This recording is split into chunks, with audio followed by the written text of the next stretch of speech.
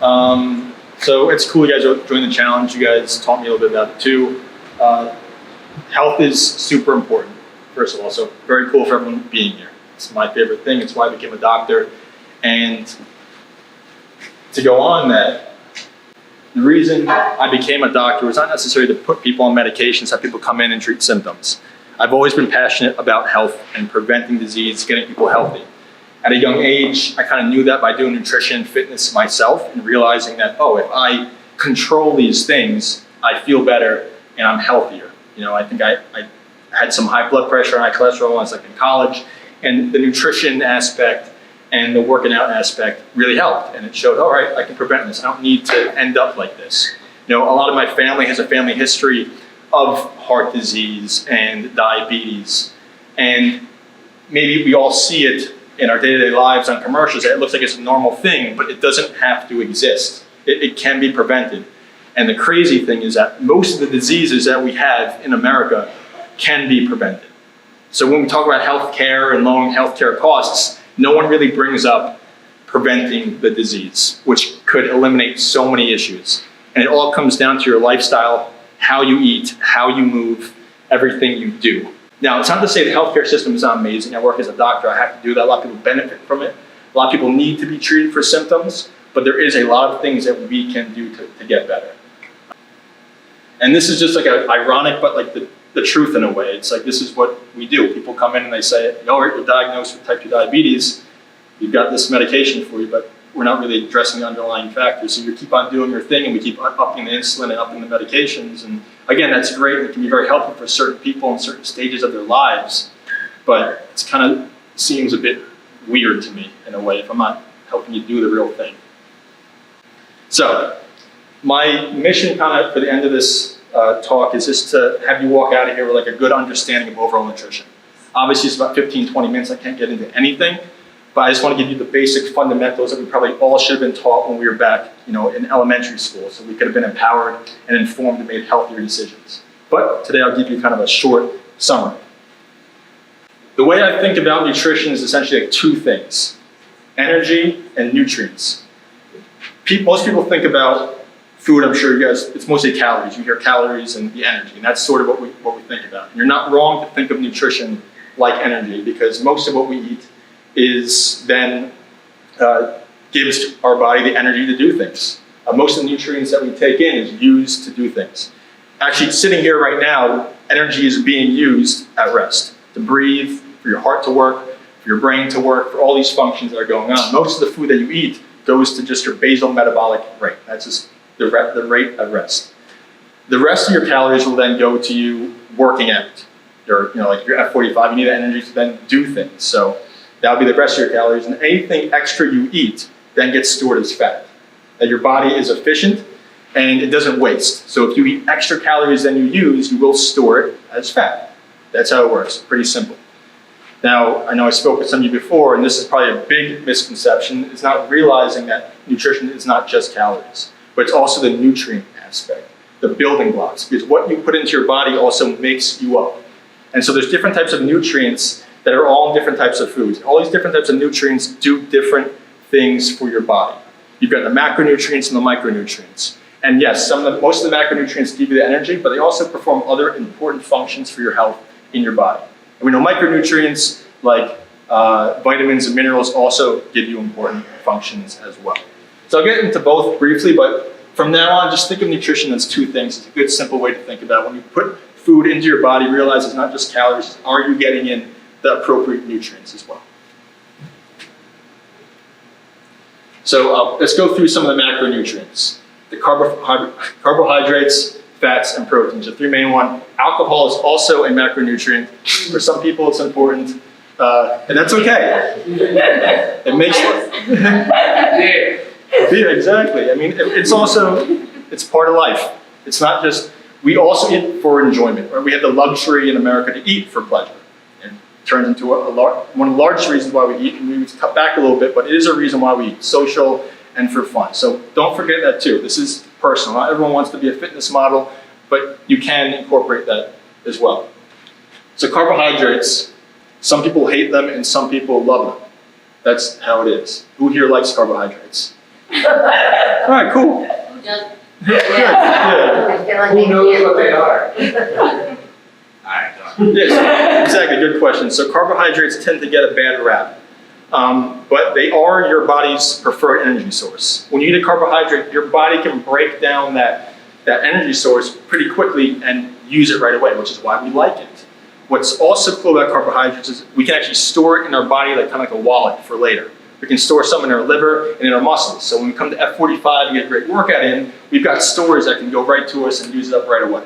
Which is why carbohydrates are great. It gives you that energy to then build muscle and get into shape. So they are important. I think they get a bad rap when we think about them as simple and complex. Have all of you kind of heard those two terms before? I think when people say carbohydrates are bad, they're probably referring to the simple carbohydrates. The white pastas, the breads, the candies, the sodas, the juices. Most of these simple carbohydrates are basically just sugar. Not to say you can't ever incorporate it into your diet, but you're just getting that one nutrient from it, where it's not a diverse selection of nutrients, you're kind of just filling your body with the sugar. Complex is where it kind of gets better. A complex carb is a mainly carbohydrate food, typically like a whole food like fruits, vegetables, even beans, where you not only get the carbohydrate, but you're getting the fiber in it, which is also a carbohydrate, you're getting the proteins, you're getting healthy fats, you're getting this combination of nutrients that's making that meal very efficient. With all of these nutrients, that's also giving you the carbohydrate. So that would be a good way to kind of think about your carbs. And then fiber is a carbohydrate, and that also has very important functions on your health as well. There are many different functions that we're always finding out every day as well. Fats. So fats, again, tend to also get a bad rap. Right? There's a lot of fat-free diets, non-fat. I think 10 or so years ago, there's a big craze with that. I remember growing up, a lot of fat-free snacks, non-fat things, but it doesn't necessarily mean that that is good for you. Fats are important. They also provide you with energy that you need to do things. Like I said, it's a great storage system for our body. It's sort of like our bank. When we eat extra food, we store it in our body for later in case we didn't have food available. We've kind of evolved like that. Now we have so much food in excess where we've got she knows we're all super rich. Like we're rich with fat, which also has its detrimental effects. Now, in addition to providing you with energy, it also makes up a lot of your body. Your cells are made up and structured by fat. They line your nerves, they allow your nerves to function, your brain, heart, everything. Again, nutrients are so much more than just energy. They really provide these other functions for your health. There's different types. There's a saturated and unsaturated. I'm sure we've mostly heard that saturated fats aren't necessarily good for you. Typically, probably because in our American diet, we eat mostly saturated fat. Not to say saturated fat doesn't have a purpose, but again, like with anything in nutrition, try to focus on diversity.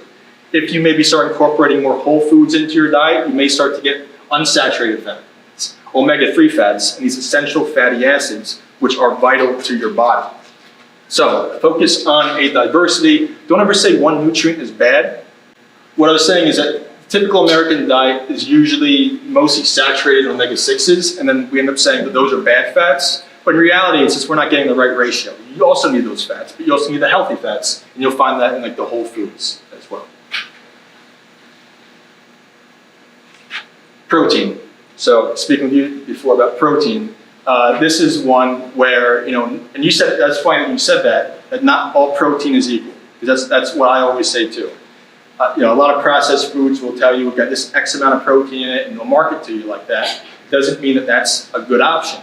Because proteins is like a big nutrient that's made up of smaller compounds, and those are amino acids. And there's different types of amino acids that make up our body, and we need to get certain amino acids in order to maintain health. 9 of those amino acids are essential, meaning that we have to find those in our diet. So that's very important. Some of those are for muscle building, others are just for other important functions in our body. So when you are looking to make sure you get all the right amino acids that your body needs for health, you want to focus on what you're eating and where you're getting it from.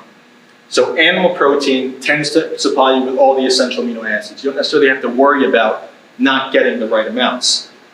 Plant protein sources can get you all the amino acids, but you have to mix and match essentially, which can be more difficult. So you want to be careful when you're just Not that you can't do it, not that that's a good way of eating, but you have to make sure that you're getting a varied and a diverse amount of foods if you are going to eat mostly plant protein sources.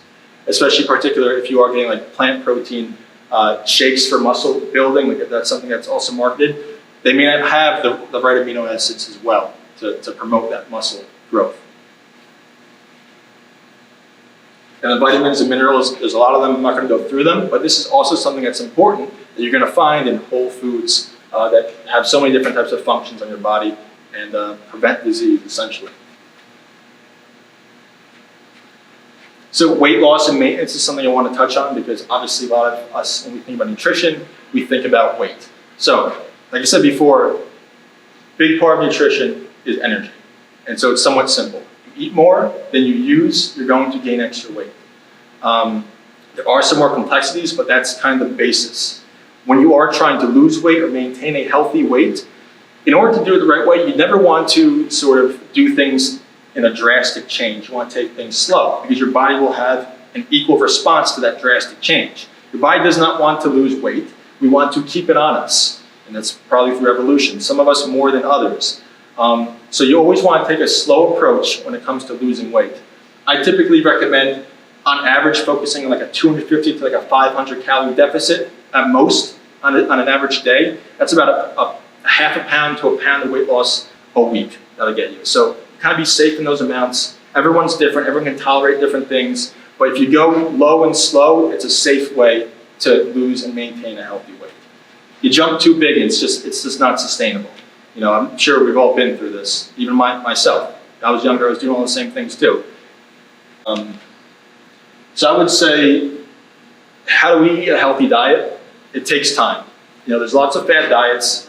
Not to say that they're not necessarily unhealthy for you, they're probably healthier than most of what we're eating. The problem is when you go from 0 to 100.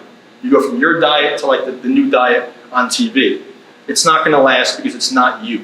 It's not how you do things, it's not the amount of food that you eat. It's not the types of food that you eat. And sometimes maybe not types of food that are even available to you. So you want to take a personalized approach, find a way that's right for you based on the fundamentals, not everything. It's just fundamental science, how we function. I'm not selling you certain fancy diets. This is just the boring book that no one wants to sell because no one makes money on it. That's it. It's not sexy, but it's how it is. So go slow. It's like learning an instrument. It's not overnight. It takes years of practice, and then you become a better person. And also, we've been stuck in our ways for years, for most of our life. So it's like, do we expect to change at once? That's not how life works. Yeah, I mean, if you want like a gold standard of food, maybe focus on like foods that you would be cooking, right? Maybe minimize the processed foods. Again, personalized to you, whatever works for you, but that would be like a healthy overall diet. And get healthy. We'll talk about. That's my company, and that's me. Like I said, I want to be a doctor, but not like the type of doctor that most doctors practice at, which make people confused, especially doctors who are like, what do you want to be? I'm like, I don't even say anything. I'm like, yeah, I want to be like you.